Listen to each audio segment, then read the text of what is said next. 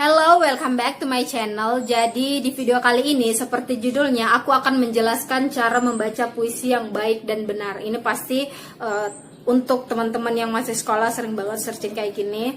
Dan aku belajar puisi juga dari SMA. Kalau teman-teman penasaran gimana cara pertama kali aku belajar puisi, nanti cek aja di video. Linknya aku akan drop di description box. Sebenarnya gimana sih cara membaca puisi yang baik dan benar itu? Kalau aku pribadi sih sebenarnya nggak ada yang namanya cara membaca puisi yang bagus dan cara membaca puisi yang jelek. Karena yang namanya seni itu tidak terbatas dan semua orang bisa melakukan, semua orang bebas dan tidak ada batas untuk kesenian. Tapi itu kemudian artinya akan berbeda ketika dibawa ke atas panggung. Karena di atas panggung itu orang-orang ya cuma mau melihat apa yang dianggapnya menarik. Membaca puisi itu ada dua cara. Yang pertama teknis dan non teknis. Non teknis yang perlu teman-teman ketahui adalah PD. Satu, itu adalah kunci paling penting ketika teman-teman mau membacakan sebuah puisi ataupun tampil di atas panggung. Karena kapan teman-teman tidak pede, kapan teman-teman tidak konfi, maka apa yang mau teman-teman sampaikan di dalam puisi tersebut, yang mau teman-teman sampaikan ke penonton itu tidak akan sampai. Karena teman-teman akan sibuk dengan mengurusi diri sendiri. Teman-teman harus menggarisbawahi bahwa saya adalah pembaca puisi. Maka apapun yang terjadi di atas panggung atau apapun yang terjadi yang orang-orang bilang atau apapun yang terjadi di sekeliling saya, maka saya akan tetap membacakan puisi. Itu yang harus teman-teman tanamkan dulu di diri teman-teman sebelum akhirnya terjun dan membaca puisi yang baik dan benar. Pesan yang mau teman-teman bawakan di dalam sebuah puisi itu jadi cepat sampai. Orang juga jadi gampang paham ketika teman-teman pede gitu. Ketika teman-teman kelihatan di atas panggung itu konfi dengan diri teman-teman. Oke, yang kedua kita akan melangkah ke teknis. Teknis itu ada beberapa macam. Yang pertama vokal, yang kedua teknik dinamika, intonasi, dan artikulasi. Yang ketiga adalah penghayatan. Yang keempat adalah ekspresi, gerak, dan mimik. Yang kelima adalah penampilan. Di video ini mungkin akan aku bagi ke beberapa part karena mungkin akan panjang. Pelajaran pertama di bagaimana mendapatkan vokal yang bagus adalah yang pertama ketika akan melakukan latihan adalah teman-teman jangan lupa jogging. Is the most important thing. Kenapa? Karena itu akan menstimulasi emosinya kalian. Itu akan menstimulasi suaranya kalian. Jadi penting banget untuk teman-teman jogging. Dan jogging itu harus berkeringat dan harus capek. Harus berkeringat dan harus capek. Karena kapan enggak itu sia-sia. Waktu kalian sia-sia, tenaga kalian sia-sia gitu. Yang kedua yang harus teman-teman lakukan setelah jogging adalah lompat-lompat sambil menyanyikan lagu Indonesia Raya. Kenapa lagu Indonesia Raya? Karena lagu Indonesia Raya itu nada tinggi rendahnya komplit. Dan lagunya itu enggak pendek gitu. Lagunya enggak terlalu panjang banget juga enggak. Pendek banget juga enggak. Jadi pas-pas lah untuk teman-teman bawakan. Dan ketika lompat-lompat, usahakan suara teman-teman itu stabil. Yang ketiga adalah gaya perahu dan kembali menyanyikan lagu Indonesia Raya. Akan aku perlihatkan di dalam video berikut ini.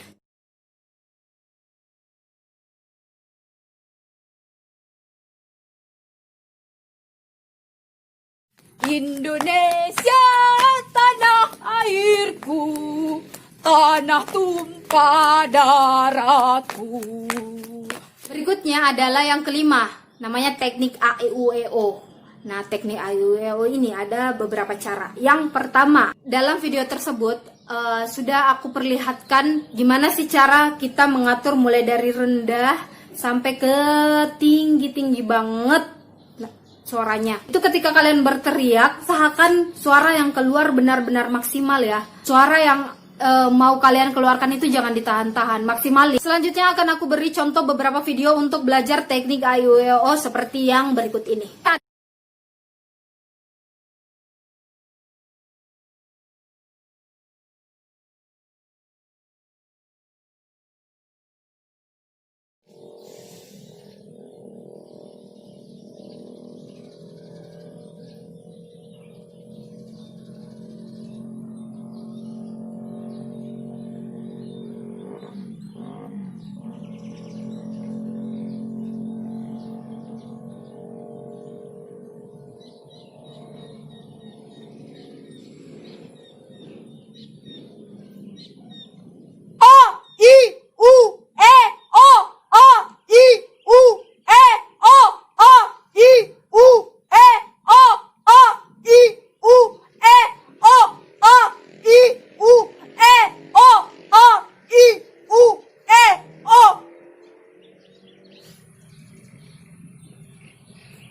Jadi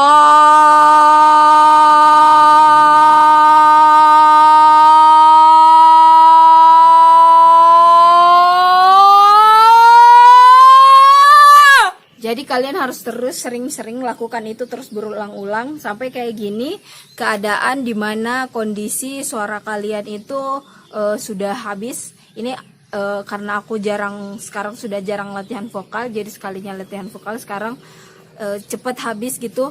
Dan biarin aja kalau suara kalian habis, tetap aja latihan aja terus. Nanti setelah lama karena terlalu sering latihan itu rongga yang ada di tenggorokan kalian itu akan terbuka dan suara pelut kalian itu akan gampang keluar gitu dibanding sebelum kalian tidak pernah merasakan suara kalian habis. Jadi jangan khawatir ketika suara kalian habis. Awalnya memang agak berat, awalnya memang agak susah, tapi ketika kalian sudah sering belajar, kalian akan tahu tekniknya. Maka ketika lama kalian tidak berada di atas panggung, lama kalian tidak membacakan puisi-puisi keras, itu tetap akan jadi vokalnya karena kalian sudah tahu teknik yang benar-benar untuk mengeluarkan vokal dari dalam perut.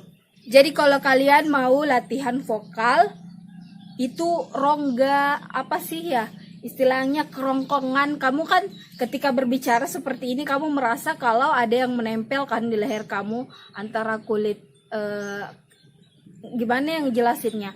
Pokoknya ada yang ngerasa ketempel gitu. Beda sama kalau ketika kita udah tahu tekniknya like this. Oh, beda sama ketika kita telah tahu tekniknya. Nanti mungkin pertamanya akan mengalami hal yang sama. Keluar masih agak-agak serak, tidak terlalu bulat gitu. Tapi ketika kalau teman-teman sering latihan itu akan bulat sendiri suaranya like Oh, oh, i, u, e, o, i, u. Aku Maya, bintang tanpa tandingan diperlakukan seperti gadis kencur yang tidak mengerti hak-haknya. itu ada tekanan dari dalam perut.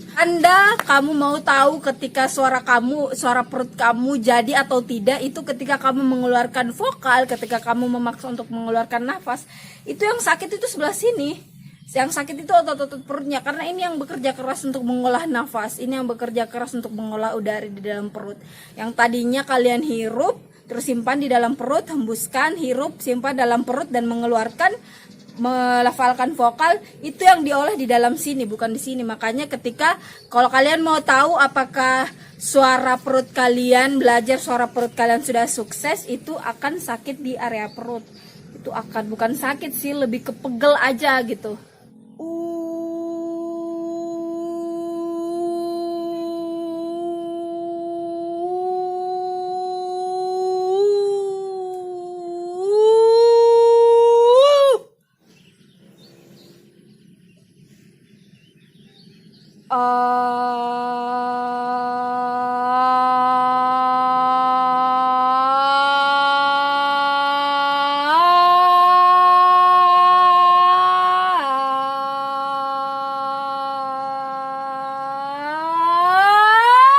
Adalah gimana sih cara belajar teknik pernafasan perut. Kalau yang teman-teman dengar sekarang ini adalah suara leher. Untuk mengeluarkan suara perut itu seperti ini.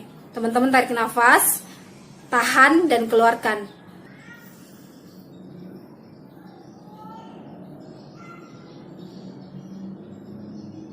Oh, Itu adalah suara perut. Beda kan? Suara perut itu lebih bulat. Jadi kalau kalian mau belajar teknik A, I, U, E, O, biasakan sering-sering sebisa mungkin pakai suara perut. Jangan biasakan pakai suara leher. Memang agak sulit. Pertamanya mungkin kalian akan kebiasaan pakai suara leher. Dan itu lama-kelamaan semakin sering kalian latihan, maka suaranya kalian akan semakin habis. Kalau habis, latihan aja terus, lanjutin terus. Karena basic in my experience itu semakin suara habis, semakin kayak leher itu kayak menstimulasi perut untuk mengeluarkan suara aslinya gitu. Kayak maksudnya kita melatih diri kita sendiri untuk mengeluarkan suara perut, karena kita mendengar suara leher itu udah nggak bagus gitu, suara leher itu udah nggak apa sih, udah cempreng gitu, udah terpotong-potong gitu. Ini teknik yang aku ajarin tadi kalian hafalin dan kalian repetitif terus, kalian ulang-ulang terus setiap latihan. Memang akan membosankan karena ya membosankan gitu. Ya karena membosankan, aku juga dulu bosan waktu belajar itu, tapi ya kita pikirnya ya namanya juga belajar ya. Jadi ya udah teman-teman coba aja terus, latihan aja terus dan capain diri aja terus, nanti bisa sendiri kok. It's all take a long time, but if you serious with that, I think you can get what you want. Bagian kedua kita akan belajar gimana sih teknik dinamika, intonasi dan artikulasi. Caranya adalah yang pertama, cari satu kalimat. Untuk pemula, mainkan dalam 3 nada. Like this. Kami yang kini terbaring di antara Karawang Bekasi. Kami yang kini terbaring di antara Karawang Bekasi. Kami yang kini terbaring di antara Karawang Bekasi. Itu adalah 3 contoh nada yang berbeda. Semakin kalian latihan, tambah variasi nada gitu. Jadi kami yang kini terbaring antara Karawang Bekasi menjadi 10 nada. 1. Kami yang kini terbaring di antara Karawang Bekasi. Kami yang kini terbaring di antara Karawang Bekasi. Kami yang kini terbaring di antara Karawang Bekasi. Kami yang kini terbaring di antara Karawang Bekasi. Kami yang kini terbaring di antara Karawang Bekasi. Kami yang kini terbaring di antara Karawang Bekasi.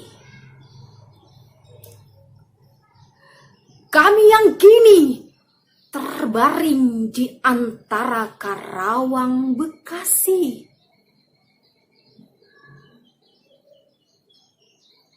Kami yang kini terbaring di antara Karawang Bekasi.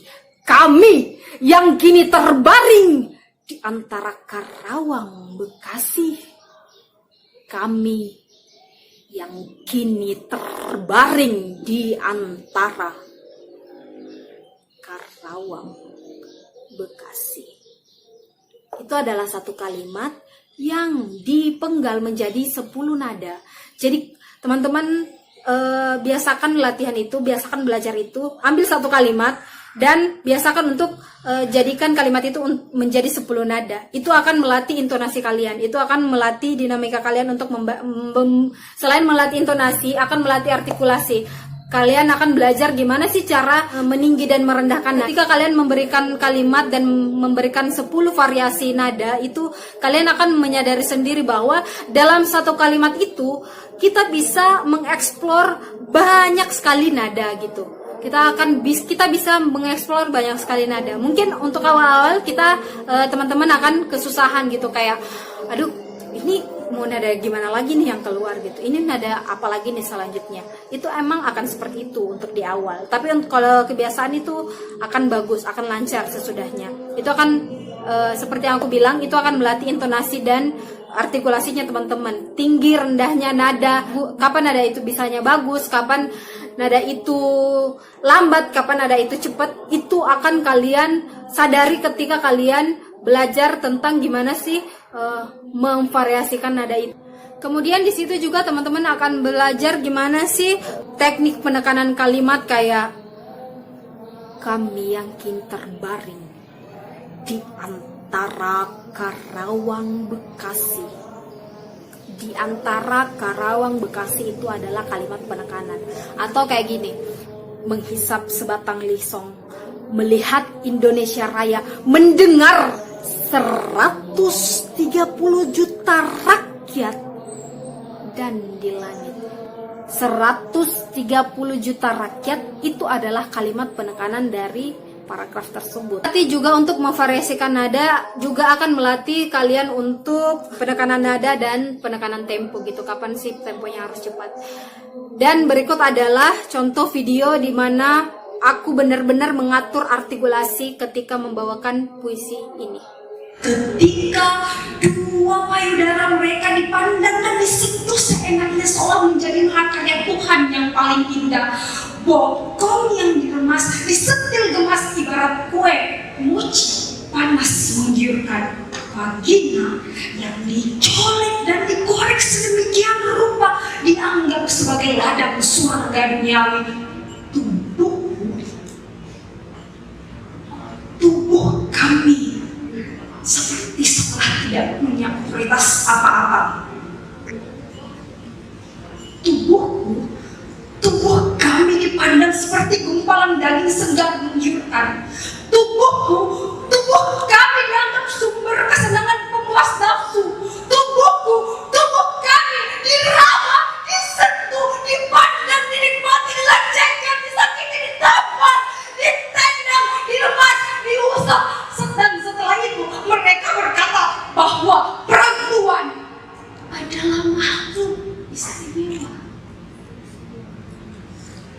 Di video tersebut sudah jelas banget gimana aku memulai dari nada terendah sampai nada yang paling tinggi, kemudian turun lagi menjadi rendah. Itu teman-teman harus pelajari tekniknya. Biasanya ketika teman-teman sudah menguasai teknik ini, maka teman-teman akan mendapatkan tepukan tangan bahkan sebelum puisi ini selesai. Apa yang biasanya juga menjadi problem ketika teman-teman belajar membaca puisi itu adalah permainan jeda. Itu untuk pembaca puisi pemula biasanya dia kayak mau cepet-cepet selesai gitu. The one thing you have to know is don't think you can stop with fast if you read a poetry gitu. Kamu jangan mau berpikir untuk cepat selesai. Baca dengan nyaman gitu.